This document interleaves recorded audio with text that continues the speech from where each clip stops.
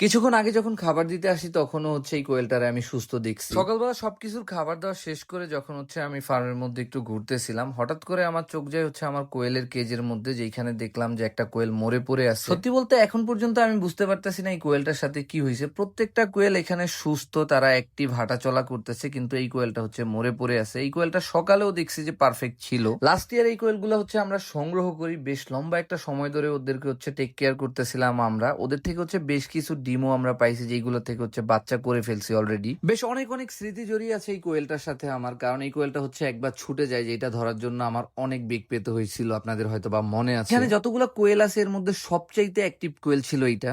এইরকম হঠাৎ করে এই কোয়েলটা মারা যাবে, এটা সত্যি আমি মেনে নিতে পারতেছি না। এর চাইতে বেশি আমার ভয় হইতেছে। এর একটা বড় কারণ এই কেজটার সাথে আমাদের ময়ূরের কেজ বা অন্যান্য পাখি টাকির কেজ গুলা আছে। যদি এইখানে কোনো ভাইরাস অ্যাটাক হয়ে থাকে তাহলে আমার হয়তো বা অনেক বড় ধরনের কোনো বেগ পোহাতে হবে। হঠাৎ করে এটা কেন হলো, এটার ব্যাপারে যদি আপনাদের কারো কোনো আইডিয়া থাকে তাহলে অবশ্যই আমাদের সাথে শেয়ার করবেন। আল্লাহ হাফেজ।